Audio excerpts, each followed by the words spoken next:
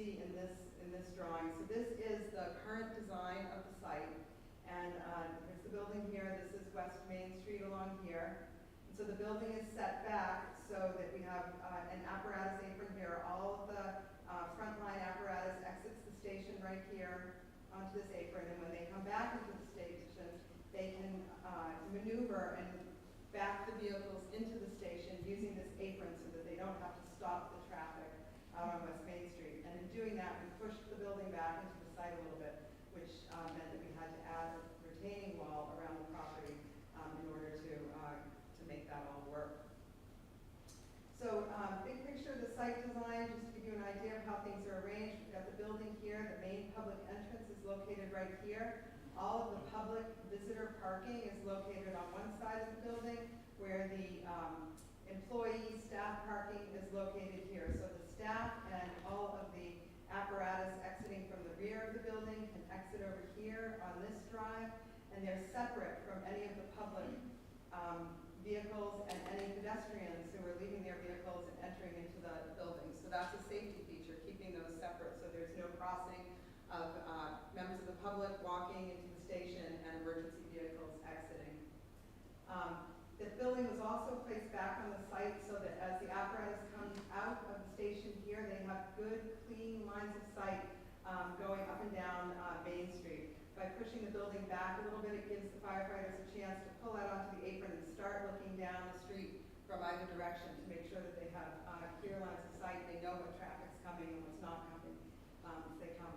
And then the new energy code now requires electric vehicle charging station provisions be put into a project.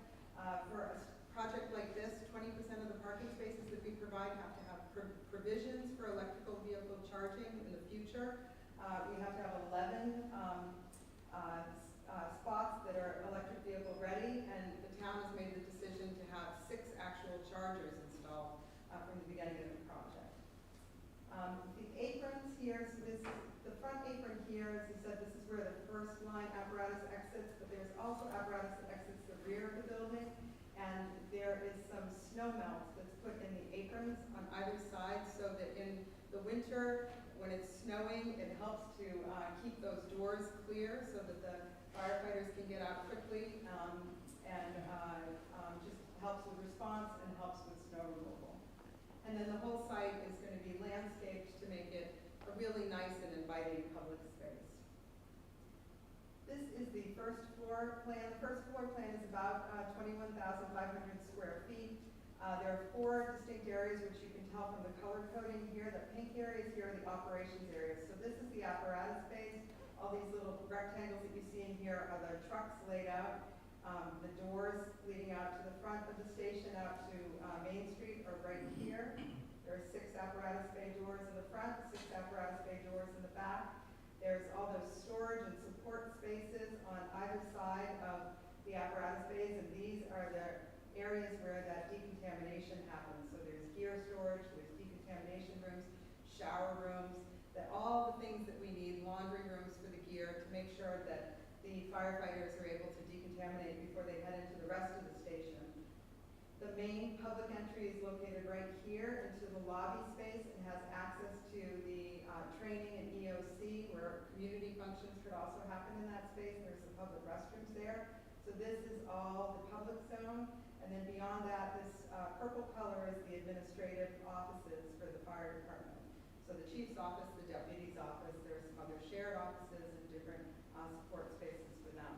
And then any of the gray spaces are building support spaces, mechanical, electrical, some general storage spaces, elevator spaces, those sorts of things. This is the second floor plan. This is mostly private space for the firefighters. The green are all the living quarters. So we have 7 dorm rooms, which are located right along here and back here. There are some lockers right outside the dorm rooms for the firefighters to store their personal bedding, personal effects. There are some toilet and shower rooms. There's a day room and kitchen. So this is where they cook their meals, they eat their meals when they have some downtime, they have a chance, they can relax, watch some television. There's a deck located off of that where they have a place where they can eat outside, they can have a grill so that they can do some cooking outside. They have a fitness room right here with some exercise equipment then there are some building supports and mechanical spaces and all. There's also this element right here, which you'll see on the elevations in a minute. That is the hose and training tower. So it's a place where the firefighters can hang the hose when they're wet. They can also go in there and they can do training exercises and practice going up and down the stairs, carrying the hoses, carrying their gear, doing other activities. We've got I talked a little bit about this roof deck here, which is right off the day room and kitchen. There's another roof deck right here off the fitness room. Another chance for firefighters to go out and have some access to fresh air. What you can't see here is on the upper level above this, the roof. The new energy code requires us to make sure that the roofs are designed to carry PV panels in the future. So we do have spaces allocated for that. The structure will be designed to carry the PV panels, and infrastructure will be brought up to the roof so that if you want to add PV in the future, it's pretty easy to do. It's sort of a plug-and-play thing. The committee is talking now about whether that will be part of the project this time or later. There's a lot of work or a lot of discussion to be done with that. And let's see. These are the renderings of the front elevation. This is what you'd see from West Main Street. When we approached the design, what we heard from the community, from the committee, was that we really wanted a traditional New England look for the building. And so we talked a lot about what that really meant. We looked at the different buildings in the Northborough town area, the downtown area, and around surroundings. We looked at some of the brick structures. We knew that they wanted to have really durable, low maintenance materials that make it easy for municipal employees to maintain the building going forward. And so masonry was a clear choice for all of that. So we looked at brick, we found some red brick examples in other buildings in town and used that as inspiration, along with, we looked at the old town hall, the original town hall building, and what its original color scheme was. Right now it's red with some white trim lines, but originally it had brownstone elements and brown trim lines, and so we looked at that for inspiration and brought those ideas into this building design.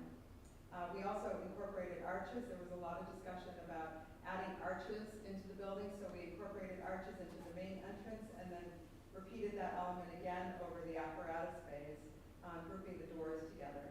And then we have that hose training tower that we talked about, which has a clock. We have some sloped roofs over the administration and living quarters, and then there's a flat roof over the apparatus bays. What you see here, peeking up above the roof line here, those are roof monitors, so that's a way to get natural light into the apparatus bays. There are sloped roofs with glass on one side of them up over the roof, and it allows natural light to get deep into the apparatus bays where you don't have other opportunities for windows. This is the view that you would see as you're coming from the downtown area along West Main Street, headed sort of out of town. So you see the apparatus apron here. This is the Main Street right here. So the trucks will come out here onto Main Street. The public entrance is right here. And the other direction, headed into the downtown area. And then this is the rear side of the building, the south elevation. And we brought the materials around to the rear side, but we did try to simplify it a little bit, knowing that it wasn't going to be so visible to the public, and it was a way to try to reduce the costs a little bit. So you see we didn't incorporate any of the arches along the south elevation here, but we did keep the same materials, the same banding of accent of that darker brick color to try to tie it into the rest of the building design. So I'm going to turn it over to Tim now. So some of this will be repetitive. First one, just talk about a little bit about the considerations as we went into the project. So fire station location was obviously critical.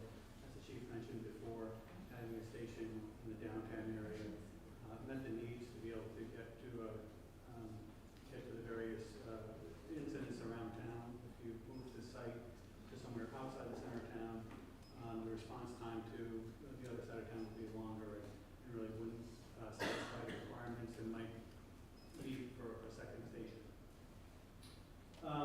But really want to talk about the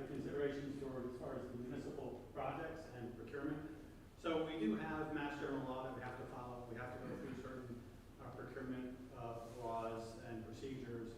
And so they're spelled out pretty clearly. They're Mass General Law 30B, Chapter 149, that's all on our bidding and procurement process. We also have, as part of that, we have prevailing wages that we have to adhere to. We have to go through the open bid process where documents have to identify the materials that are going to be used. And so we have even consistency amongst the bidders, so bidders just can't submit other items. We can't dictate one item. We have to go through an open bidding process. We can't go through the proprietary item without a real necessity and getting the votes to do that. So the bidding, we're estimating the cost of the bids to come in. The estimators are using that and understanding that we're going to be bidding in the future. So they're right time for what the cost should be when we go out to bid. The bid cost or the total project cost right now includes contingencies so that we understand what will be included in the project as we go forward. Not everything is going to be identified early in the bid, in the design process, and you have to understand that there's things that we're going to need to, the estimators have to build in a contingency to cover those costs. The current estimates are based on going out to bid in the fall of this year. And obviously nothing gets cheaper, so we're delayed for any purpose. If we have to go out later, things aren't getting cheaper. It's going to just cost more, whether it's 7 to 10 or 4 to 8. Nobody really knows, but the bottom line is that the cost would increase. And that goes for, if it's not passed this year, the committee's choice would be to move forward with a similar project, if not the same project, a year from now, and then that would, again, have a year of escalation in cost. So the estimators, as they go forward, they have it really kind of break the project down completely, but there's really two buckets, the hard costs and the soft costs. The hard costs are really the cost of construction from the contractor, so the building, the site, anything that really the contractor has the responsibility for, where the soft costs are all those other items that within the project, all the fees and expenses, your oversight costs, your independent material testing, your assessments from utilities, all those types of things. And then we have, not to get confused with the design and pricing contingency, but we also have construction contingency and owner's contingency for those things that come up during construction. Things always come up. We're going to have some change orders. We're going to need to have a line item within the budget to address those items as we go forward. So we talk a lot about what was carried as far as cost back in 2019 and what we're carrying now. So the hard cost for the building, the construction cost was $14.4 million back then. Currently, we're estimating it to be about 31.7. Soft cost was 4.4. We're currently carrying about 10.8. So really, what's the difference in there? And we've talked about some of them throughout this so far, but certainly escalation has taken a crazy jump since COVID. It used to be pretty consistent up until that point, but the pricing and escalation just kind of really got out of control over the past 5 years or so. Amy mentioned the new energy code. That's still really trying to get our hands around what's required to meet that energy code, but certainly it's added costs. Prevailing wage, or just cost of labor. Contractors are having trouble getting labor. Manufacturers are having trouble getting labor. It's causing delays in the procurement of materials. All those things add cost to projects. The refined program, adding the square footage. So going from that 24,000 or change up to the 30,000 and change number that we have now is really an added cost. And we'll talk a little bit about that in the next slide. But then as we come up onto the site, Amy mentioned that there was actually a survey done. So there is some things that we know now. We didn't really, not sure if they were anticipated or something we know weren't anticipated in the previous study.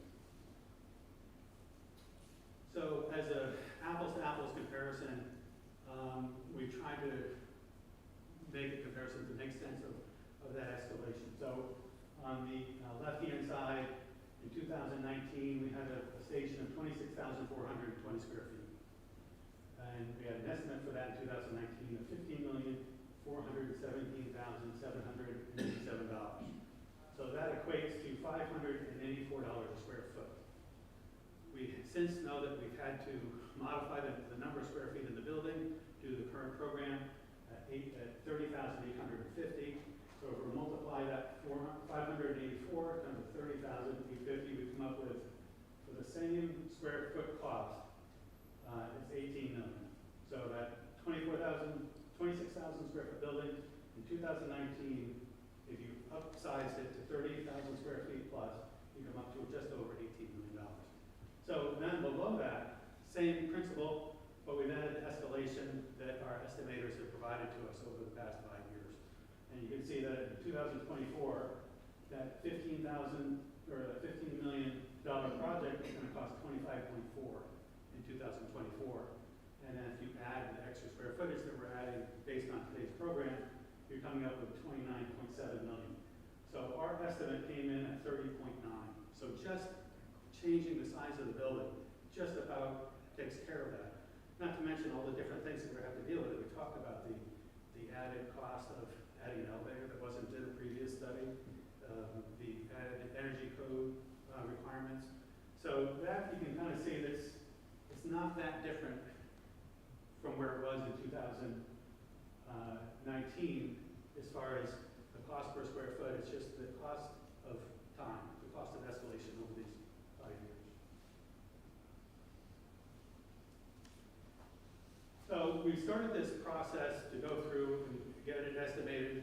We had the estimating done at schematic design, and we had a range based on a number of different alternates and things that we could either add or subtract or change within the project.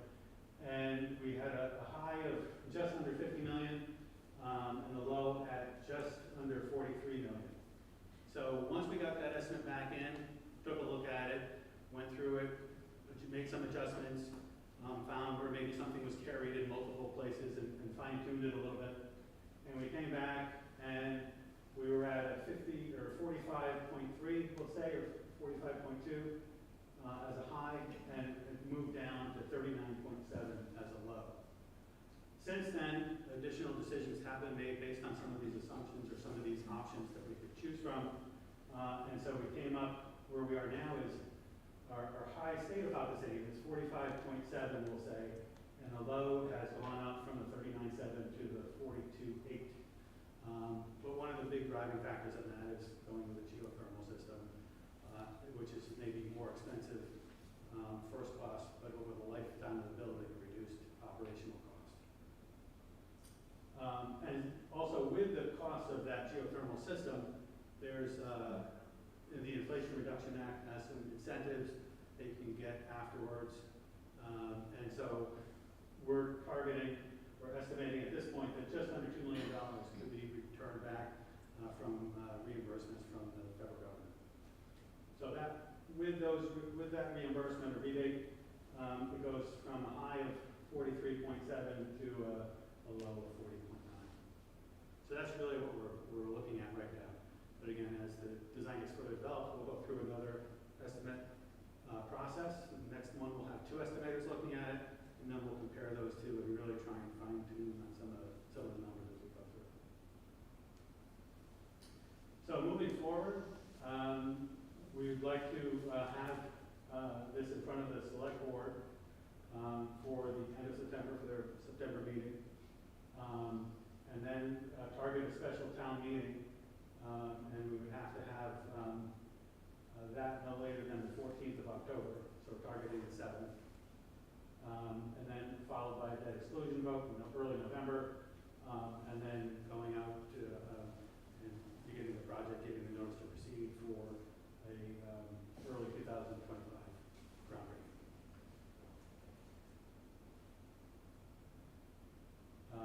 For additional information, there's a QR code. I think there's a website that has this information. Yeah, so the fire station, the town website, off of the fire station page, this QR code take you to the fire station project.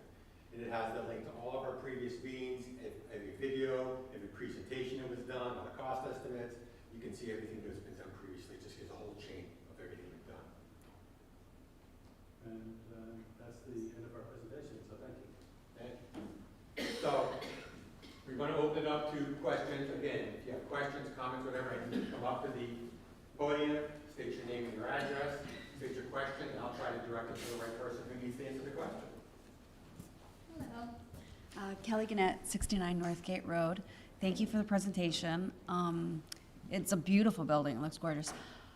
Question, how big is this building compared to the current one? Like, if you were to put up the picture of the proposal, where would our current one fit into that? I'm just curious, like, how big of it is. And my second question is that you mentioned, like, you anticipated growth for the next 40 years.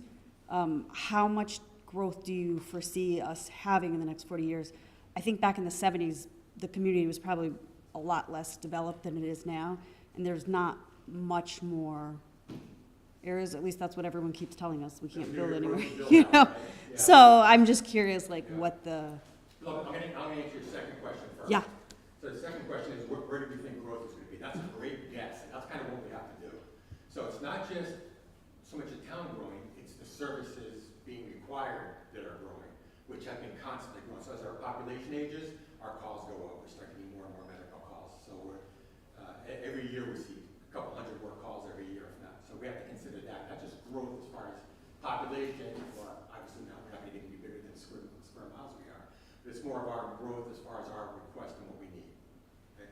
What we figured for at the very, so as Amy showed you, there were 7 bedrooms, which allows each person right now, if we go to 7 people per shift, to have their own rooms. But they're all double occupancy. So if need be, we can actually go up to 14 people with this station. Now, do I see that happening? I don't. Does that mean it won't happen?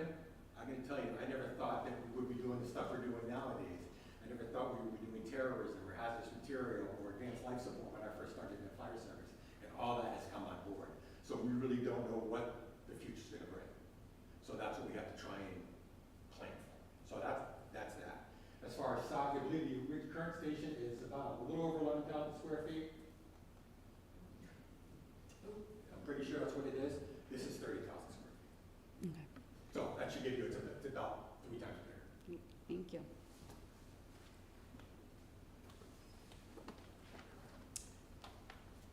Kathy DeGraff, 23 Edmonds Way. Thank you. I agree it's a beautiful building, and I think you guys should have all the space you need and all the equipment that you need and all the community support that you need. I just have a couple questions about the site and the plans. First off, is there any time limit on the geothermal rebate? Are we up against any kind of a deadline for the government rebate? Yeah, so there are 2 rebates involved. One is from MassSave, which is the state program. So when you pay your electric bill, there's a little line item in there, I forget what it's called, that goes into a rebate program. Residents take advantage of that by getting free LED bulbs and things like that. For buildings like fire stations, there are bigger dollar amounts involved for geothermals. We get about 800,000 back through MassSave, and that's based on the tonnage, basically the capacity of the HVAC system that's in there. And so that's in place, that's long-standing, and that turnaround time is pretty quick. The town has received MassSave rebates many times before, including for some upgrades in this building. Nothing quite of this scale, but it's an established program. The Inflation Reduction Act from the federal government is about 1.1, 1.2 million. That's based on a percentage of the value of the HVAC system. So we figured out it's 25.5% of the value that we get back as a rebate. That's a new program, so that is still getting up and running. We don't know yet how quick that will be. The expectation, the hope is that it's going to be pretty quick, because somewhat similar programs that have existed before have fast turnaround time. We don't know definitively yet. We will get a better idea over the next several months as that continues to roll out. And we don't think there's any chance that those funds are going to run out, or the, okay. I mean, it's federal law, so, you know, yeah, in theory, federal law can change, but typically, even if it changes, once you're in the queue, they hold you harmless for things that are already in place.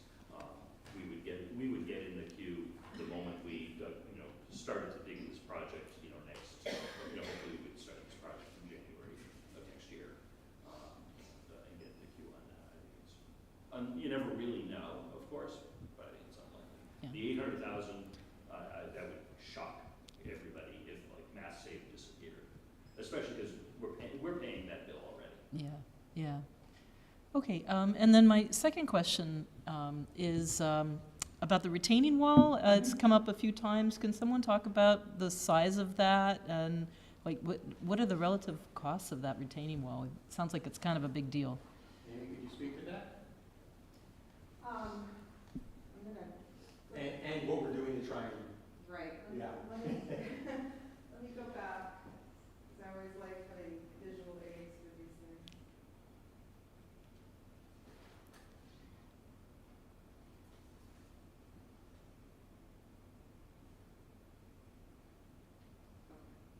So the retaining wall wraps around the building. So we've got it all around here. And we've done a few things. The engineers continue to work on this to try to minimize the size of it. But as you know, if you just drive by the site, you can see the hill is climbing back on that site.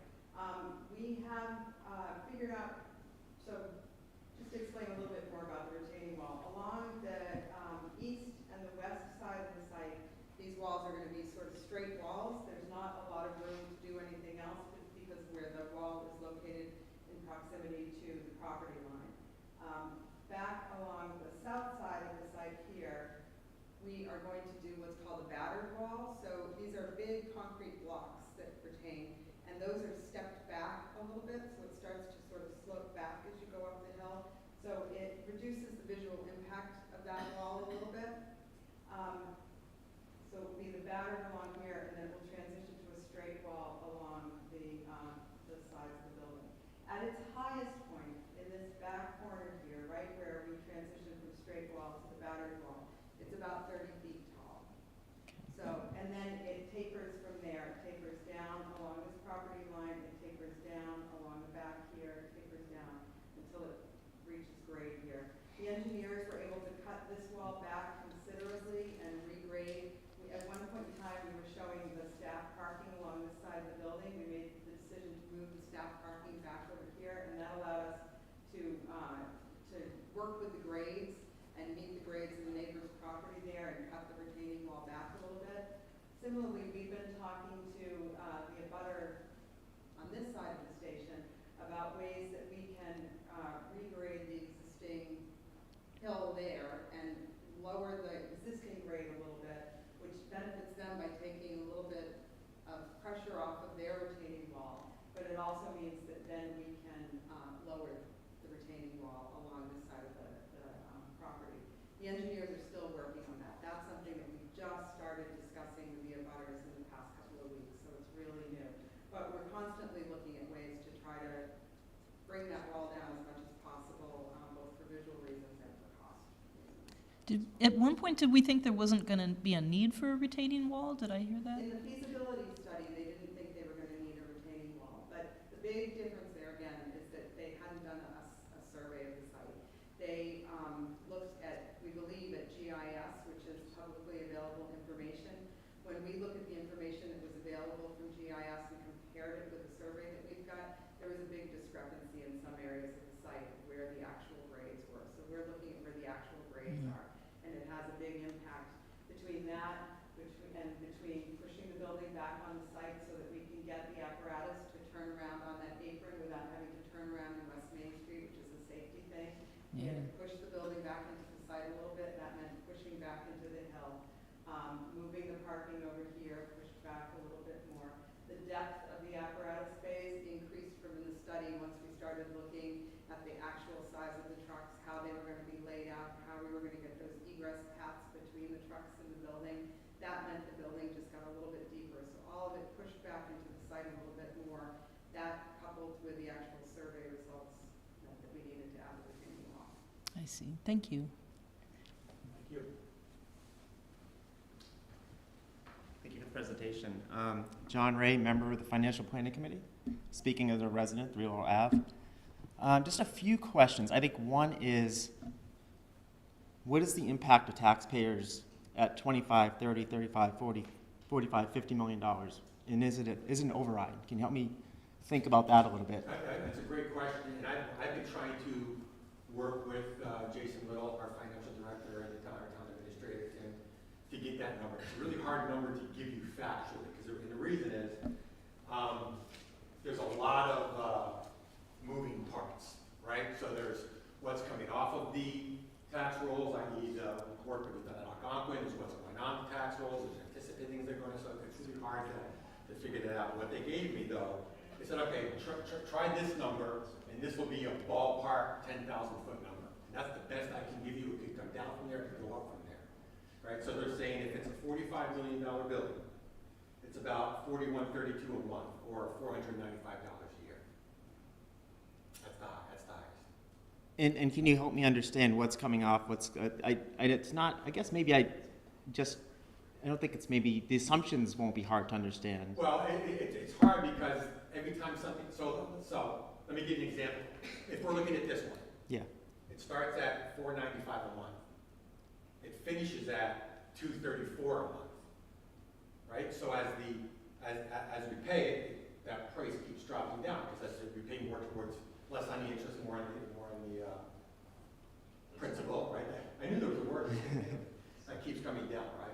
So where Algonquin, the big addition of Algonquin, what we paid for that will be coming off shortly. 3 years, next, something like that. I think as a resident, I'd be interested in understanding what the total debt would be, and then kind of what the schedule of roll-off looks like. And I'm also thinking of it a little bit more broadly, I think, as well. We've got the town hall, and we've got Peasley Elementary School. They're within the window, and residents are going to be faced with tax overrides, increased property taxes, and this kind of information I'd want to see as a resident when we're looking at this. And as a financial planning committee, we haven't looked at it, so I'd like that.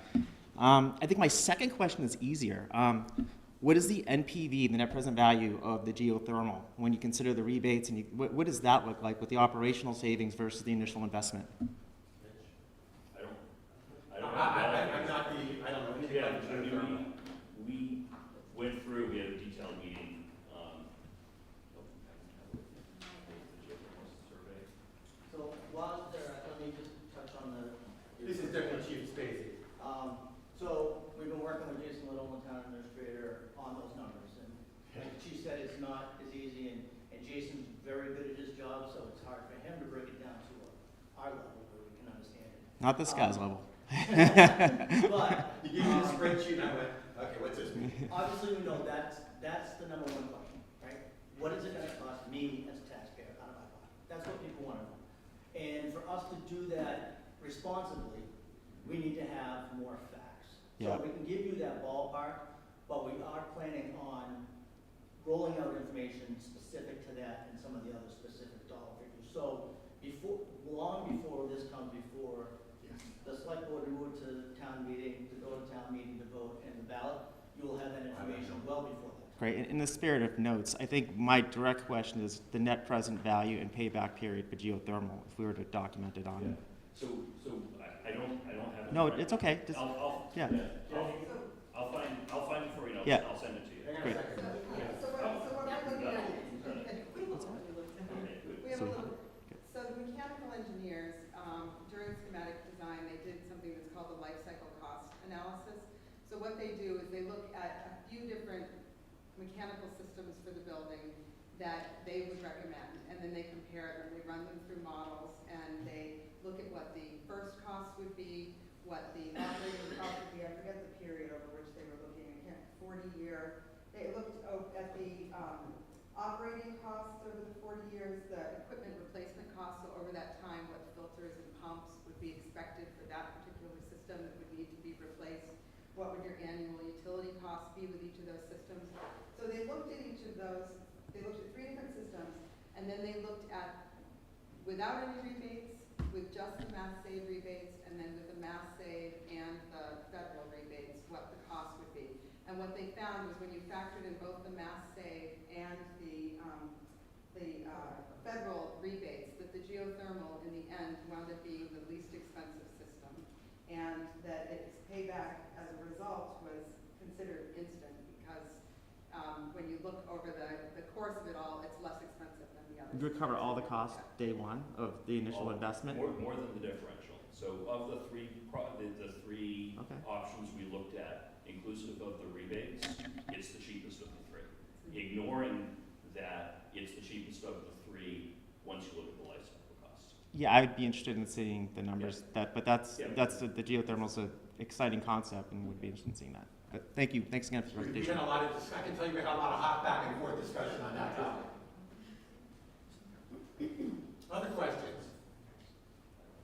Sounds right.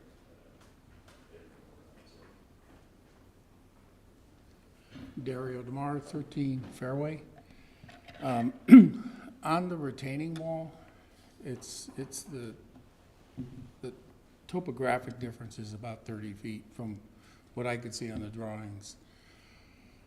But I think we need to make it taller for safety reasons, because there's backyards over there, so you don't fall 30 feet. And I know it's a short drive with the ambulance, but You're talking about the backyards that are Yes. over here? There's already a huge drop off the back of those backyards. understand, but when you put a retaining wall there, it's straight We down. wouldn't be all the way up to their backyard, correct? Wherever it is, There's the retaining wall, and then there's a fence on top. right, because it's mandated by code if you're more than 30 inches. Okay, so then it's really more like 34 feet tall, a visual from the road. Because you have to put a wall around it, It would be a fence. a fence, same thing. You have to put something higher than the 30 feet so people don't get hurt. And looking at the site, it's actually possible to just terrace it back at a 3-to-1 slope. I actually ran the numbers. And that way it could be planted naturally, vegetated. And, because I don't know any fire stations that have a 35-foot wall in the back of them on Main Street aesthetically and safety-wise. Additionally, those walls are right up against the parking, so what are we doing with snow? That's why the jog is here. We have snow storage here, this jog is here for that. to provide Okay, so- storage. We have perfect. snow storage along this whole side, and we've worked with our Department of Public Works. Okay, and another thing on that, so when you put a 30-foot wall on a south elevation, you're guaranteed to have ice all the time because you're blocking the sun. So that's a big thing too, because my driveway will warm up, melt, and I can get out in 2 hours. This has to be used 24/7. So you're gonna be maintaining this like crazy without the sun helping you out. And that retaining wall seems dangerous and inefficient when you're talking about energy. Well, just because the sun, it's basic sun. If you have a wall on the south I side, can't agree with the dangerous statement, but I'd like to have maybe the architect speak to the grading that was mentioned. So, yeah, and our engineers, as I say, continue to look at this. We had a number of challenges here. One of them is the town has expressed some interest in perhaps developing the upper portion of the site in the future, and so there's only so far we can go grading back and still allow that as a possibility in the future. There are also lots of properties abutting in different places. We've got, so this is kind of Grove Street coming in here. We've got a property here, we've got properties here, there's another property line right here. There's two properties, actually three properties that come to a point right yep. here. We have to meet the grades in all of those locations, so we do have some constraints that we have to work through. The engineers have repeatedly said that, they're chasing the grades going back up the hill, and with all of those constraints, it's been a challenge, and the best they could do was come up with a retaining wall.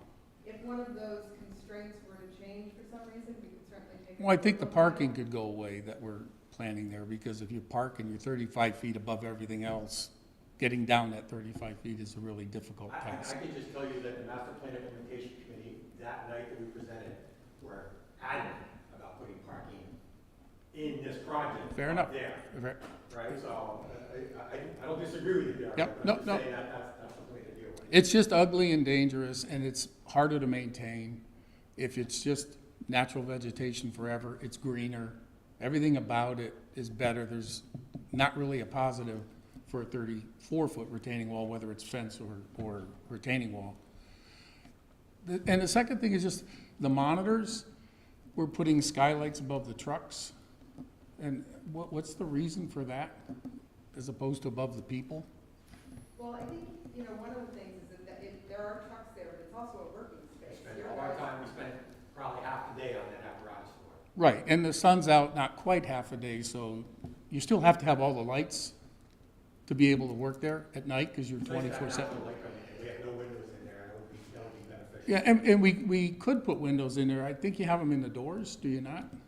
Yeah. Okay, We do, but the light doesn't get deep into the space. We have put clear stories and monitors in apparatus space before, and I can tell you in some of the fire stations where we've done it, they don't have to turn the lights on at all during the day because they have so much access to natural light. yeah, it's vertical light on a horizontal roof, so then it's tougher to maintain. You've got snow buildup on it, and it's much more expensive for your HVAC system, because now you're putting windows instead of an insulated panel. So if it was a living space, I'm all for it. But if it's for trucks and you're gonna be working there 24/7, you're gonna have every single light, so you're not gonna save money on the lights. You may save money on some lighting, but you'll pay for that times 10 with the heating and cooling when you have all the lights up above from thermal loss.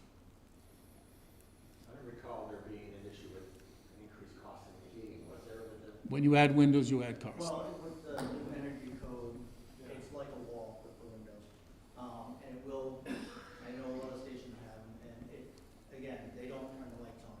And that natural light coming in really makes the space brighter, and we don't have to deal with it, especially it's the north facing side, so we'll get that sun coming around in the afternoon. The one thing on the wall that I would just mention is, obviously from the start, from the chief, the committee, everybody across the board, if we didn't have to put a wall in and that was not the best option, we wouldn't put a wall in. But this is where we're at. But if you look at, everybody's talking about the wall, and every time they see the wall as just the image. When you put that station in front of that wall, you're really not seeing that space. Plus, if you take the trees, and if you see some of the schematics with the natural vegetation and trees, you're not gonna really see that wall. Yes, it'll be there and everybody will always be there, but it's not gonna be just that bland wall that you're not gonna see. Yeah. And as for fencing, there's all different types of fencing that you might not even be able to visually see. So, they are working their best with the engineers, and believe me, if we didn't have to have it, because we know that was going to be a sticking point that really is gonna challenge this path. Well, and it makes sense. If it's, this room is probably 20 feet, so you're 10 feet higher than this with a wall, and you're not gonna hide that. You're gonna see that. I'm an architect. I know what it looks like. I know what I try to tell people we're trying to do, but I promise you, you will see the wall. It will not look good. If you're right in front of the fire station, which looks really nice, by the way, you won't see the wall because something's directly in front of you. But I promise you, you will see the wall, and if you try to pretend like you won't, you'll find out later on you will. It's too tall to not see.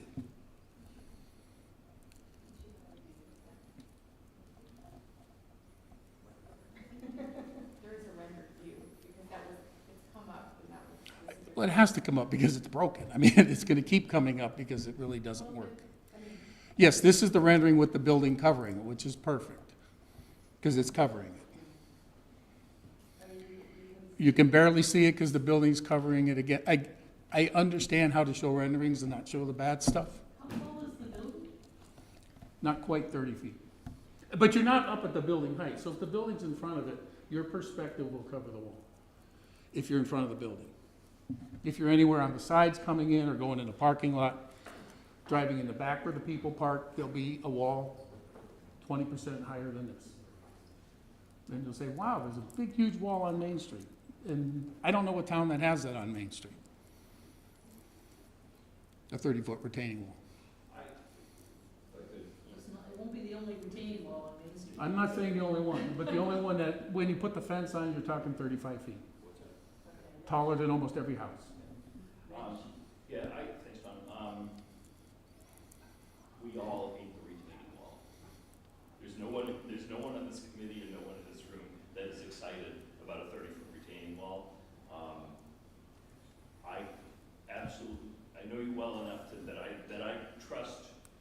engineering knowledge that says, well, if we slope this back, maybe we can get rid of the retaining wall? or Parts of it, get not rid the of parts- sides. Yeah, get the rid of sides, parts of it? yes. It is outside the scope of this committee to say, we're okay getting rid of the potential future municipal parking up there. And I love the idea of future municipal parking up there because we need more parking downtown. My ask would be,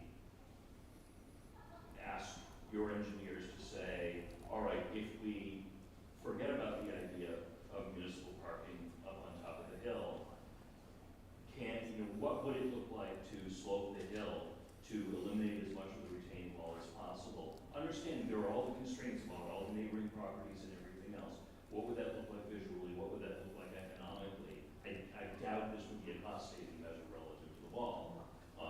This is really a lot of dirt and bringing it somewhere off-site, and I know that's expensive. If this committee if it turns out to be feasible, and if this committee is potentially interested in that, then we go back and we go to MPIC and with the select board and say, okay, you make this call. Do you want us to have the retaining wall and preserve the parking, get rid of the retaining wall and lose the parking? Because that's outside the scope of I agree. this. That's why I was, Yeah. I like the idea of looking at this again, and I remember we talked And we have talked about it. Yeah, we talked about We it. sent it on to the engineers. Okay. It's already in their hands. Oh, good, To good. get a comment, but, Okay, excellent. and it would be stopping all the other planning board, all the other processes that all the things that are already permitted in the And permitting right now, we process. have to stop. Yeah, we have to stop, redo the stormwater management, all Right that now. stuff, just so you know that, Okay. because it's already based on. Yeah, law. I mean, the building itself, we're not talking about changing, but I No, but appreciate their it's already. all the site-related things would change. Yeah. Start over, probably. So, Adjustment, big adjustments, because I don't know what that means yet. So we have asked, we have put it through Okay. our engineers. So conceptually, what does it look like if it's feasible? They might is have the an first easy, question. quick answer. Correct. Right, that might end the whole discussion. I just think it's a question worth asking. Okay, thank you.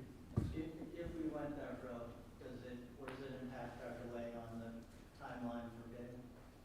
Yeah, it would have an impact. So we could potentially go past the bidding date and go into the 7-10% increase?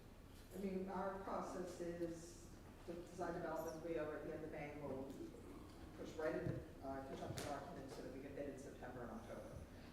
So we stop the project right now to study a wall and then have to decide how it's done and decide the engineering and then see who we have to talk to.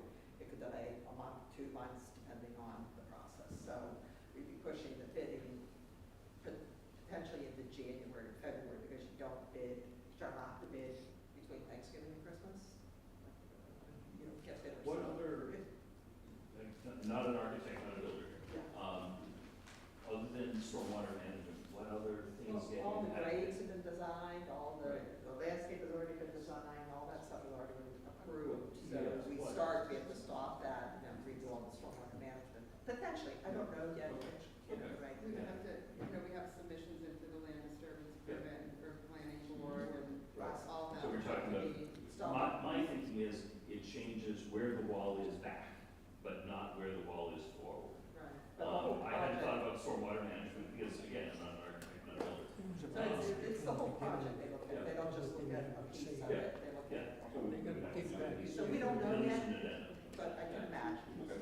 Yeah. I think it's, I mean, I think it's worth talking about, weighing the pros and cons. Thank you very much. Fran Baxter at 76 Cedar Hill Road. So, I mean, I think it's interesting, the concept of the wall, because I walk past the property every single day, at least once or twice. And I don't think that, other than until the gentleman before me said that standing next to it would look like that, I never really thought about it, because I'm not going to see it when I'm walking, I'm not going to see it when I'm driving, because the building is going to obscure most of it anyway. I would be real concerned that if you put any delays on this process for what, and nothing against what Dario just said, but one person is suggesting. I think if you are going to put a stop on it or a pause for that, it should be by a vote of all of you in a discussion and sooner than later, because otherwise, I could come here and say, I think, I mean, I'm on the Master Plan Implementation Committee. I don't remember us being, I mean, I think parking is what people want, and I know of who spoke about it, you know, very passionately, but not at the expense of this project moving forward at the cost that we're talking about in the time frame that we're talking about, because it is a beautiful building. It is more than a building. It is a working, living environment for the professional firefighters and staff that that we want. We all say we want to move this forward, and it's time. It's 2019, well, before that, 2012 and beyond. We need to stop thinking about it and just start doing it. It's my feelings on how it should be moved forward. And I do think that the more education that you can give the public, the more opportunities for people to hear about it and learn about it is real important. The one thing, I have people ask me questions, and I try to pay attention a lot so that I have good questions.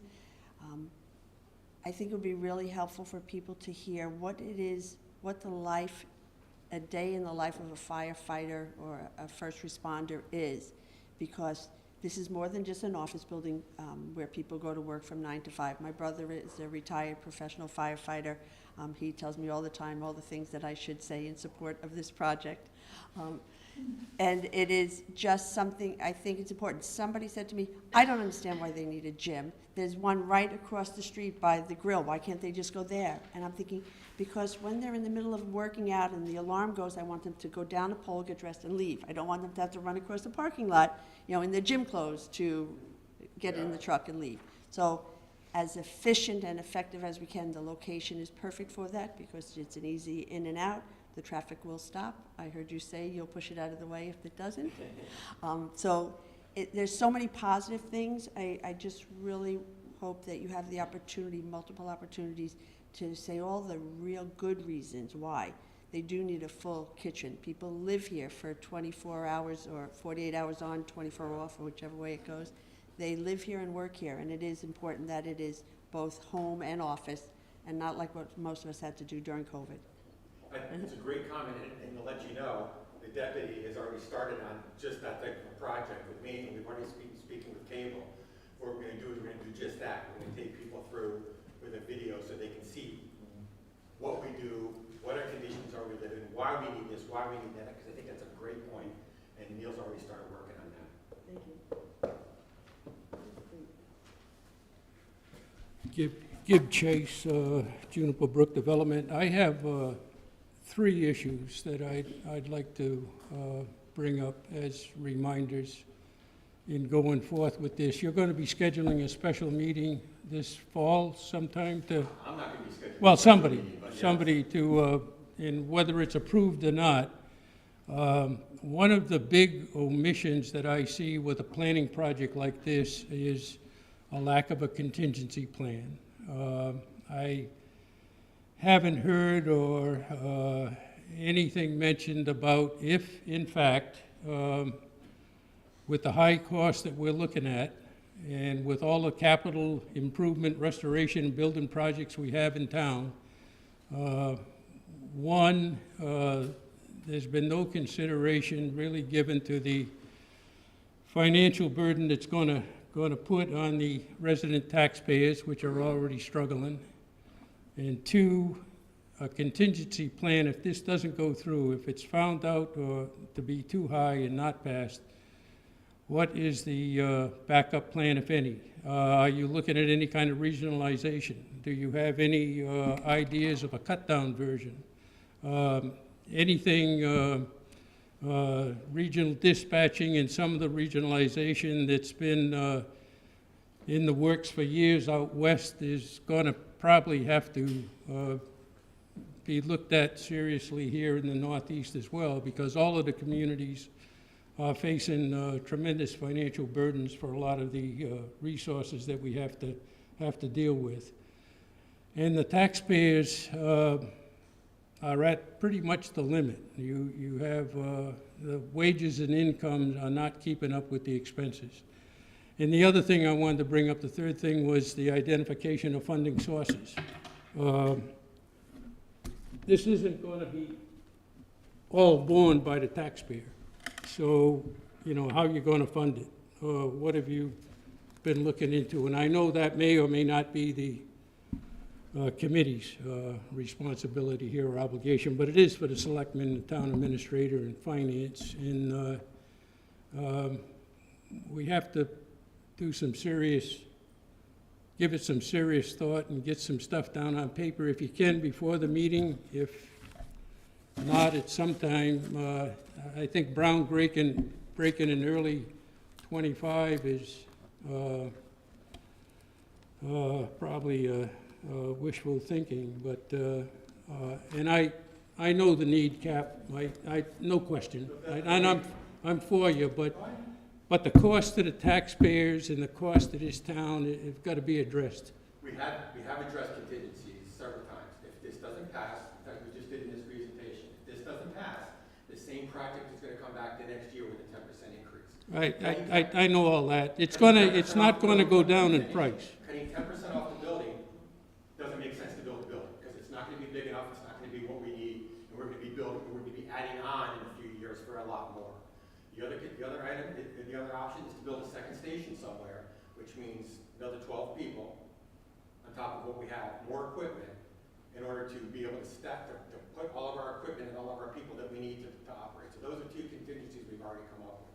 As far as regionalization goes in the Northeast, I can tell you, if you can find a way to regionalize fire departments in the Northeast, you will be a very, very, very wealthy man. Because I have Wealthy? been in numerous Really? conversations for 40 years about regionalization in the Northeast. And the big thing is, nobody wants to give up control. Nobody wants to give up. Northborough does not want to give up. Yeah, we'll regionalize, but we want to be in charge. Or Westborough, we'll regionalize, but we want to be in charge. Nobody wants to give up control of what they have. Regionalization, in the long run, the payback, just like we've talked about geothermal, awesome. Regionalization starting next week is outrageous, because you build new fire stations, you buy new equipment, you hire more people, you move things. You don't just say we're going to regionalize and leave everything the way it is, because that doesn't make sense. You don't gain anything. So you may have to build a brand new station twice the size of what we're proposing on the Westborough Northborough town line. So the cost initially for regionalization is outrageous. I've looked into it. I've discussed it in numerous. But it's worked for decades out west and south. Sure. I mean, they're doing it. Because they started that way. 100%. Well, they didn't start that way, but they've had to. They've had to. So just to understand from a state legal standpoint. Yep. Under Commonwealth law, so out west they have, nowhere else in the world do they have the type of Commonwealth law. I understand. I understand. So every town in Massachusetts has its own vote. There's no county government. Out west, everywhere else is county government. They make decisions. All those are county-based fire departments. For Massachusetts to work, and I can talk about Ashland and Hopkinton that were very, very close to agreeing, is that all towns have to vote, and they have to vote to approve it. I understand. And when you get down to, like everybody's questioning dollars, and I agree, and I wasn't involved in it, but I was the town next door, is, all right, we're gonna do this. Well, we're gonna buy this ladder truck. Well, in Ashland, we're gonna use it 5 times. In Hopkinton, we're gonna use it 10 times. So how come in Ashland, I have to pay the same? Because you can't regionalize the money. It's under Commonwealth law, you cannot regionalize the money. So it has to be independent, and then same with the regional school system, right? So the regional school system, the way that it works, they pay, Northborough, Southborough have to reimburse them. Everything's split by 3. It is convoluted, and there's no way around it. We don't have the authority to do it, because I would be on it. I think it's crazy how we work in the Northeast versus the West. Without question. Are you from the Northeast? I am, yes.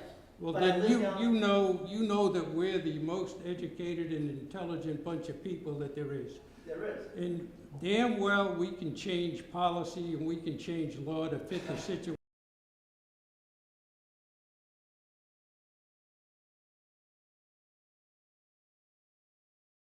And it can be done. I've had to deal with it. The only thing I would say to that is, believe me, and it's been tried, is you have to get the politicians to agree to it. You have to get 351 and a half towns to vote yes. Because if you get 350, it's gonna die. So it's a very difficult thing, and there's a reason why. You can do it by district or county. Right, we can't do it by district or county, because we don't have it. Like, it's just a border in Massachusetts. will change the policies and laws. Oh, can you? Because that'd be awesome. You can do anything if you want to. Just take over the legislature. Well, You can do, that's it, but- you can, you know, Mitch Cohen here, if he wanted to, could open up his pocketbook and fund all this. You probably could. But yet it doesn't even need a vote. Why are we here? Doesn't even need a vote, Mitch, right? No, I do appreciate. Someone did, who bought the lottery ticket? You got it. You got it. Who went to Lowe's? Jim, county-based is awesome, and I agree with you 1,000%. That's the way dispatchers I dealt with when I was in New York. County-based is awesome, and that's the best way to regionalize. That's the way the South regionalizes, that's the way the West regionalizes. With all the excuses and the problems you brought up here, and I'm not doubting that, you still are also dealing with the fact that expenses are just outrunning income. And when it comes down to the pocketbook of the people, the resident taxpayers, there's a limit. You don't have a blank check here to work with. So something's got to change somewhere.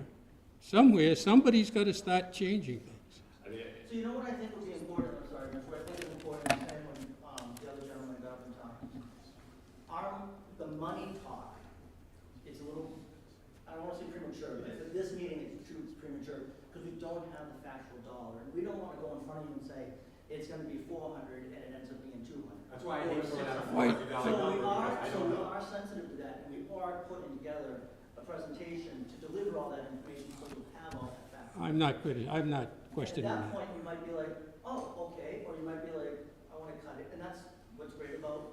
Whether it's 40 million or 50, and with all the other stuff we got on the books, the capital improvements that we've, passed at the annual meetings and everything else. I'm sorry, but it's a big problem.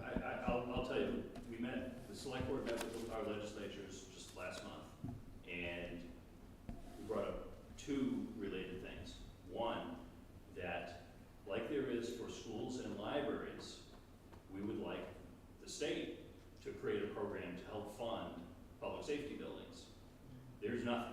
There's been talk about it. Yeah, there's a bill filed every year, Yep. and it never gets out of committee. Yep. And it's already been filed, it will not get out of committee. The state's got its own The problems. state's State's got its own problems. The state's not, I don't see that happening, honestly, in any of our lifetimes. Because I Well- don't think the state's gonna wanna come up with the money that they do for schools and We libraries. were told decades ago when the Yeah. state aids come in, don't base your budget on Yeah. probability of Yeah, state aid, it's- but we still yeah. do. Yeah, well, I And don't we're not, I don't think we're gonna get any state aid out of the budget for a fire station. I don't think any town would. We did ask for an earmark. Yeah, That might come through, it might not. If it comes through, I'm not anticipating it's gonna be a big dent. If they can find their way to throw $10,000 or $50,000 in our direction, that would help. yeah, It's anything. obviously not gonna help Anything. a ton.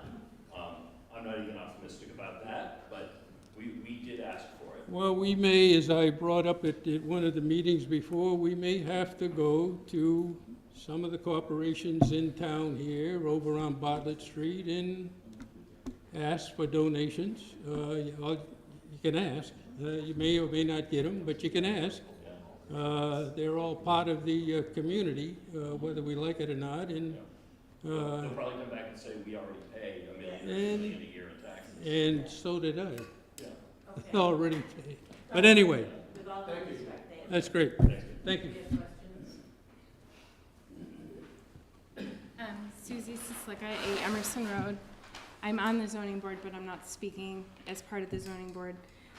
To go back to the wall, just because Dario is a brilliant architect, and I don't want to diminish any of that, but I always thought that the wall was there because we were like bolstering the hill, because I'm not an architect. I have no engineering background, and just besides watching my children play with like toys, I have nothing, no architectural, no engineering background at all.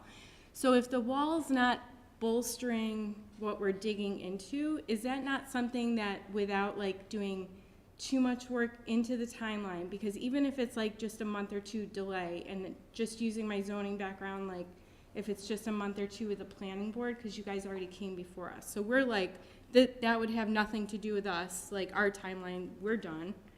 So if it's just like a month or two delay, and it might save the town, you know, and I didn't hear a cost on the wall, but it might save the town a couple million. No?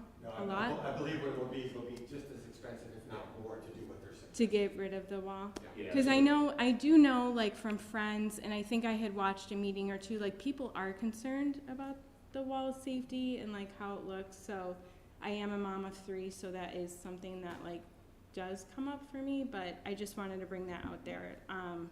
I know someone had said about, like, walking by the wall or driving by the wall, like, you're gonna see the wall, but as a mom, I just wanted to say, like, the safety does concern me, and a month or two would not, like, I don't think it's a big deal, because I did take a picture, I couldn't really read it.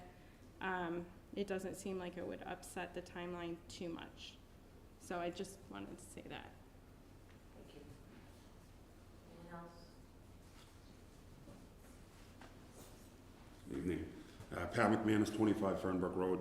I'd like to thank Fran for her comments. I actually represent the career members of the department as the union president. I came here tonight, I've either been to all the meetings or watched all the meetings from home. I came here tonight because it's the last one, or at least potentially the last public meeting. Scheduled one. I wanted to thank the committee on behalf of the firefighters. Since this project's inception, which was quite a few years ago, the chief, the committee, came to us and asked us what we thought, what we felt we needed, which that takes a brave soul, because anyone that's going to ask a firefighter what they think, they better be prepared for the answers.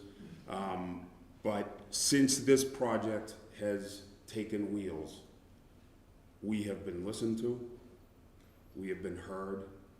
All we have asked for from the beginning was a healthy and safe work environment, nothing more, nothing less. This building does that for us. There is nothing in this building that is unusual to any other fire station that's been built in the Commonwealth, at least that I've been in. And I've been in quite a few, and I know hundreds of firefighters. This building meets our needs. I feel safe saying that at least throughout the remainder of my career, 10, 12 years, we're not going to be standing here saying in 5 years, well, you shouldn't have done this. We told you you shouldn't have done this, or you should have done that. We have been listened to. This building is satisfying our needs as the firefighters. So I'd like to thank the committees. I'd like to thank HKT. Everyone's been very receptive. The boards and committees that still have to meet over this project and the ones that have met, I'd also like to thank, but I'd also urge them, please do not let this take another delay. Especially over the wall. I get it. The wall is not the ideal situation, but it's very close to the only solution that's left. This project can't take another delay. This thing has been going on for way too long. No one saw the pandemic coming. I get it. The firefighters can't take another delay. We can't. We have a tarp hanging on the front of the building we're in right now. My desk personally takes a ton of water if that tarp isn't hanging in front of the building. And some people may not know this, but up until a year ago this month, firefighters have come down in the middle of the night and have had to mop up raw sewage on the floor because a sewer pipe let go and it took 5 years to fix. And I'm not blaming anybody, I'm not pointing fingers. But if that just happened and we finally got it repaired, what else is going on in that building? And if this project gets delayed 1 month or goes into that critical next phase of potentially looking at a 7% to 10% increase, it's hard to say what's going to happen. Just one more thing. Cost of this building, wall, no wall, tower, no tower, whatever it is, it doesn't fall lightly on the firefighters. Half of the fire department, half of the members of the fire department, including some of the staff, live and own homes in this town. So I don't like those numbers any more than any other taxpayer here. I have to work in it, so, you know, it may be easy to say, well, you know, you're getting a new building. Well, I gotta pay for it too. So, and so do half of the other people that work in this building on a day-to-day basis. But again, I'd just like to thank the committees for their keeping us involved. And this project needs to get to town meeting, and it needs to get to the vote. Thank you, Pat. Anyone else? Hi, Mike Tejan, 30 Auger Ave. Just question, what decisions and what flexibility is there without delays? So sort of from here, how much of the project is sort of set in stone, there can't be changes as it progresses to get to that special town meeting? It's a great question, and we've talked about value engineering. I don't know if someone can speak to that much better than I could. We talked about, you know, we're looking at, if this comes in and it's cheaper, let's get rid of the underfloor heating, or let's, you know, so there's things, but we can't make that decision until we know what the cost is. Right, right. So there's certain things, what were the, I don't know. We're going through a development process right now, so we sent the design development documents out to two estimators. So they'll be reviewing them to the end of this month. Then we'll get those two estimators together and review it line by line, kind of come to a reconciled number. But at the same time, we're doing design reviews. We're taking this opportunity, so we have a snapshot of time of the documents, sending them out for review, and we'll be looking at value engineering or just improvements, or just anything we can put another set of eyes on it, external from the design team that's been looking at it every day. To try and improve the project. Sometimes suggested improvements add cost, but other times certainly we can reduce cost. But that's kind of our typical process. Other delays, like if we were to take some time to look at the wall situation, I don't know the impact of that just yet. It's just something that we've been squeezing in a lot of to get to this point. And you know, it's pretty booked up from week to week as far as our progression and our meetings and planning. So it would take some time to look at that schedule and see, does a 2-week impact really, what does that do? And so we'd have to go through that process. Okay, and there's no, I mean, I guess you don't know until you finish them, but other town boards that you have to go in front of? We have to go for the planning board. We have to at least, design review tomorrow morning, planning board at least one more time. We have to go in front of Conservation Commission. Is that it? I think that's it. And then the select board. And then- the select board at the end. Right. And then select board would have final sort of say or decision on certain things at what gets to the final the special No, town the meeting? select board moves, decides, and makes sure you can write it, whether or not it's going to be. There are two things the select board does. One is it places on a town meeting warrant, schedules a special town meeting. In theory, that can be done by citizens petition and other ways, but the traditional ways goes through the select board. And number two is this would have to be a debt exclusion ballot question, which the schedule calls for, which I think is a good way of doing it, is putting it on the presidential election ballot. So it would be a Northborough only question on the ballot, and only the select board can do that. But the select board doesn't make a decision when it goes to them, let's cut this, let's do this, it goes to them as a package. Yeah. Okay. Yeah. Another way to look at from a layman's perspective, the building is designed. And Right. And there isn't time to change the building's design from the layman's point of view. They're still working on where the electrical outlet goes and where the plumbing goes and some, Right. some certain material choices and things like that.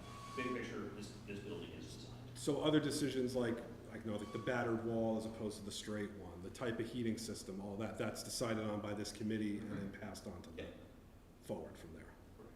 Okay, thank you. Yeah, that's what we've been tasked to do, is design the building. Thank you. Anything else?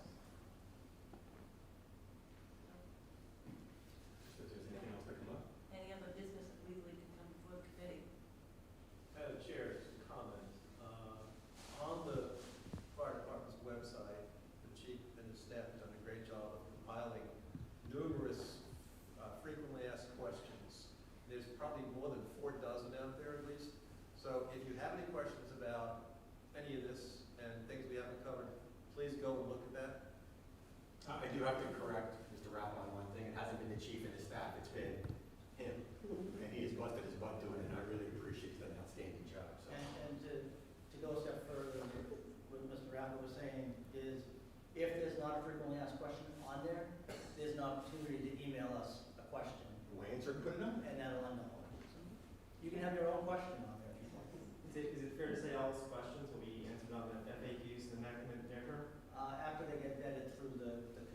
Yeah, we don't answer them ourselves when the committee comes up with whatever the results are. Right, but we should expect every question that's on there to be on FAQ, not questions removed from it. I can't say that every question will end up on the FAQ. That's not my call. That's something the committee will decide on any particular night that we vote. If I tell you, yes, every single question shows up, and then one doesn't, then I didn't tell you the truth. I'm not willing to do that. So it's truly up to however the committee decides. The committee may say, we've already addressed that, or we're not addressing that. I don't know. So like a perfect example, like the question about so one question that's come up that the chair of select board has done multiple times is, what's happening with the old fire station? And that's not a charge of this committee, so we can't very well answer it. So there might be questions on there when we deep dive into them that are not the responsibility of this committee. Not to say they won't be answered, but they just may not be answered through this process. Thank you. Motion to adjourn? So moved. Second. Motion's been made, seconded, all those in favor? Thank you. Thank you all.